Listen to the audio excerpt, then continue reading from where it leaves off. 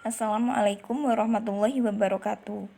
Kami dari Prodi Hukum Ekonomi Syariah Mata Kuliah Hukum Perikatan dan Jaminan Kelompok 7 HES 4C yang beranggotakan Uswatun Hasanah, Erlina Yuniartinia, dan Linda Karomah akan mempresentasikan materi kami yang berjudul Anatomi Kontrak atau Perjanjian.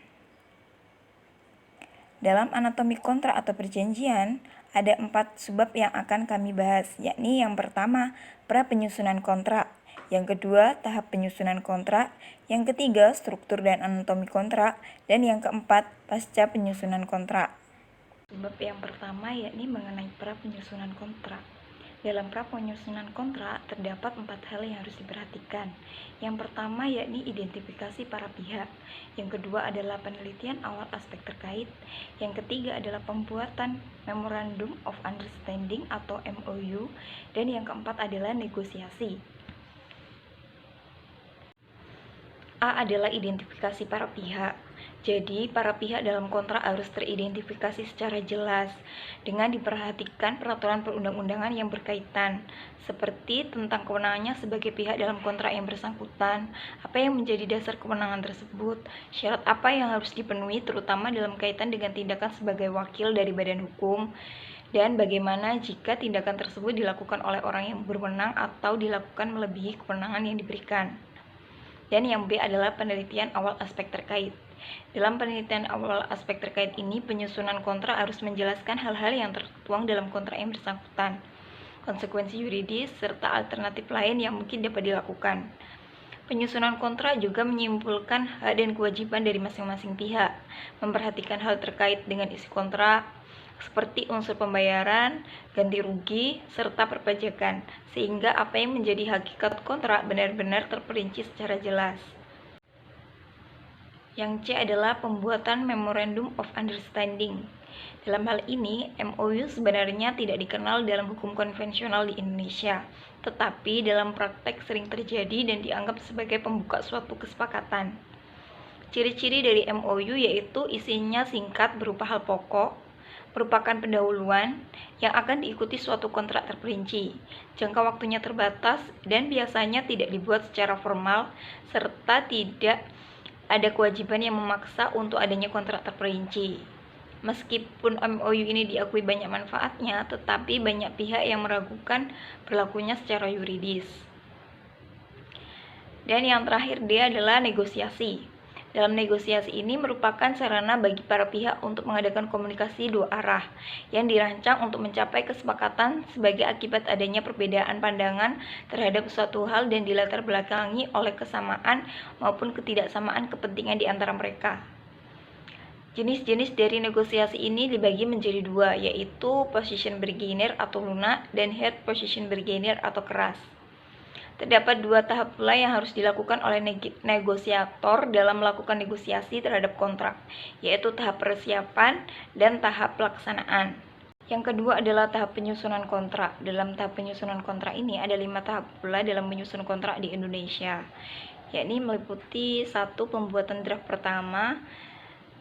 A ada judul kontrak. Dalam judul kontrak ini, antara judul dengan isi kontrak harus ada korelasi dan relevansinya.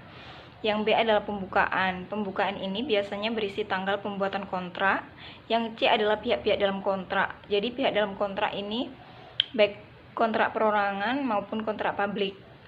Para pihak ini juga dibagi atas 2 kelompok, yaitu perorangan dan badan usaha. Yang D adalah recital, yaitu penjelasan resmi atau latar belakang terjadinya suatu kontrak dalam suatu perjanjian untuk menjelaskan mengapa terjadi perikatan tersebut. Yang E adalah isi kontrak bagian yang merupakan inti dari kontrak. Jadi isi kontrak ini memuat apa yang dikehendaki, hak, kewajiban, penyelesaian sengketa, disebutkan melalui pasal-pasal yang harus memenuhi syarat seperti urutan, ketegasan, keterpaduan, kesatuan, dan kelengkapannya. Dan yang F adalah penutup. Penutup ini memuat tata cara pengesahan suatu kontrak sebagai suatu penekanan bahwa kontrak ini adalah alat bukti, bagian yang menyebutkan tentang pembuatan dan penandatanganan, penyebutan saksi dalam kontrak, dan penempatan tanda tangan para pihak yang berkontrak. Kemudian tahap yang kedua dalam penyusunan kontrak di Indonesia adalah saling tukar-menukar draft kontrak. Tahap yang ketiga adalah jika perlu diadakan revisi. Tahap yang keempat adalah dilakukan penyelesaian akhir. Dan tahap yang terakhir adalah penutup dengan penandatanganan kontrak oleh masing-masing pihak yang berkontrak. Yang ketiga, struktur dan anatomi kontrak. Pada dasarnya, susunan dan anatomi kontrak atau perjanjian dapat digolongkan menjadi tiga, yaitu bagian pendahuluan, isi, dan penutup. 1. Bagian pendahuluan. Yang pertama ada subbagian pembuka atau description of the instrument, yang dibagi menjadi sebutan atau nama kontrak dan penyebutan selanjutnya atau peningkatan yang dilakukan. Yang kedua, tanggal dari kontrak yang dibuat dan ditandatangani, dan yang ketiga, tempat dibuat dan ditandatangani kontrak. Kemudian B. Subbagian pencantuman identitas para pihak atau caption atau komparasi. Dalam subbagian ini dicantumkan identitas para pihak yang mengikat diri dalam kontrak dan siapa-siapa saja yang menandatangani kontrak tersebut. Yang wajib ditulis di sini yaitu minimal adalah nama, pekerjaan, alamat yang bersangkutan, termasuk uraian yang dapat menunjukkan bahwa para pihak tersebut mempunyai kecakapan hukum serta kewenangan. Dan yang terakhir yaitu subbagian penjelas. Pada subbagian ini diberikan penjelasan mengenai para pihak mengatakan kontrak atau sering disebut dengan bagian premis. 2. Bagian isi. Mencantumkan segala hal atau pokok yang dianggap perlu atas kehendak para pihak sebagai suatu pernyataan tertulis yang sah, mengandung semua isi perjanjian secara mendetail mengenai objek perjanjian, hak atau kewajiban, serta uraian secara lengkap mengenai prestasi. Pembuatan isi pokok dalam menentukan judul setiap pasal perjanjian harus mengacu kepada jenis perjanjian yang akan dibuat.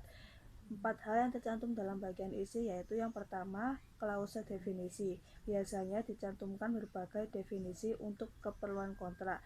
Definisi ini hanya berlaku pada kontrak tersebut dan dapat mempunyai arti dari pengertian umum. Klausa definisi penting dalam rangka mengefisienkan klausa-klausa selanjutnya karena tidak perlu diadakan pengulangan. Yang kedua yaitu klausa transaksi, yaitu klausa yang berisi tentang transaksi yang akan dilakukan. Misalnya dalam jual beli aset maka harus diatur tentang objek yang akan dibeli dan pembayarannya. Demikian pula dengan suatu kontrak suatu patungan perlu diatur tentang kesepakatan para pihak dalam kontrak tersebut. Kemudian yang ketiga yaitu klausa spesifik. Klausa spesifik mengatur hal-hal yang spesifik dalam suatu transaksi. Artinya, klausa tersebut tidak terdapat dalam kontrak dengan saksi yang berbeda. Kemudian yang terakhir yaitu klausa ketentuan umum. Klausa ketentuan umum seringkali dijumpai di berbagai kontrak dagang maupun kontrak lainnya. Klausa ini mengatur tentang domisili hukum, penyelesaian sengketa, pilihan hukum, pemberitahuan keseluruhan dan dari perjanjian dan lain-lain. Yang ketiga, bagian penutup. Suatu kontrak atau perjanjian ditutup dengan kalimat yang menyatakan bahwa perjanjian dibuat dalam jumlah rangkap yang diperlukan dan bermaterai cukup. Apabila dalam pembukaan belum disebutkan waktu dan tempat kontrak atau perjanjian itu dibuat, itu harus disebutkan dalam penutupan. Ada 2 hal yang tercantum dalam bagian penutup. Yang pertama yaitu subbagian kata penutup atau closing. Kata penutup biasanya menerangkan bahwa perjanjian tersebut dibuat dan ditandatangani oleh pihak-pihak yang memiliki kapasitas untuk itu, atau para pihak menyatakan ulang bahwa mereka akan terikat dengan isi kontrak. Kemudian yang kedua yaitu sebagian ruang penempatan tanda tangan adalah tempat penandatanganan perjanjian dengan menyebutkan nama pihak yang terlibat, dicantumkan tanda tangan para pihak atau yang mewakilinya dan tanda tangan para saksi. Apabila yang menjadi pihak dalam perjanjian adalah badan hukum, di bawah tanda tangan juga disebutkan nama dan jabatannya, dilengkapi dengan cap perusahaan di sebelah tanda tangan. Materi yang ketiga yaitu pasca penyusunan kontrak. Apabila kontrak telah dibuat atau ditandatangani oleh para pihak, maka beberapa hal yang harus diperhatikan oleh para pihak seperti pelaksanaan dan penafsiran, bentuk-bentuk penyelesaian sengketa, dan berakhirnya kontrak. Yang pertama tadi yaitu pelaksanaan dan penafsiran. Kadangkala sebuah kontrak yang telah dibuat dan siap diterapkan tidak jelas atau tidak lengkap, sehingga perlu adanya penafsiran.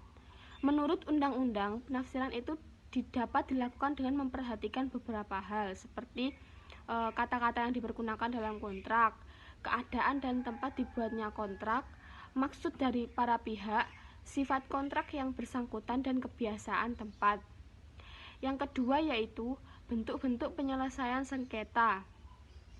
Pola penyelesaian sengketa dibagi menjadi dua, yaitu melalui pengadilan dan melalui alternatif penyelesaian sengketa. Jika penyelesaian melalui pengadilan diselesaikan oleh pengadilan, sedangkan penyelesaian melalui alternatif penyelesaian sengketa atau ADR diselesaikan di luar pengadilan dengan cara konsultasi, negosiasi, mediasi, konsiliasi, atau penilaian ahli. Bentuk-bentuk penyelesaian sengketa ada 5. Yang pertama yaitu ligitasi adalah suatu sengketa diritualisasikan menggantikan sengketa sesungguhnya, yaitu para pihak memberikan seseorang yang mengambil keputusan dua pilihan yang bertentangan. Yang kedua yaitu arbitrase.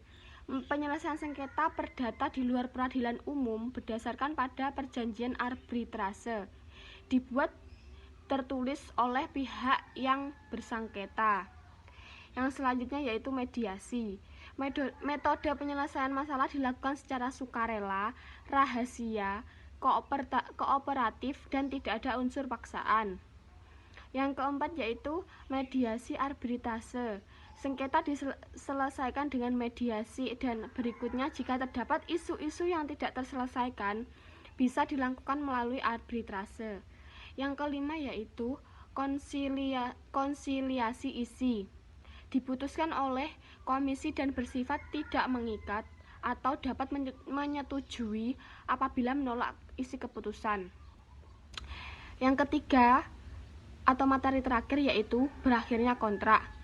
Hapusnya suatu perikatan diatur dalam bab 4 buku ketiga KUH Perdata pasal 1381 KUH Perdata, yaitu pembayaran penawaran tunai disertai dengan penitipan, pembaharuan hutang, perjumpaan hutang, percampuran hutang, pembebasan hutang, musnahnya benda yang terhutang, kebatalan atau pembatalan, berlakunya syarat batal, kadaluarsa atau lewat waktu.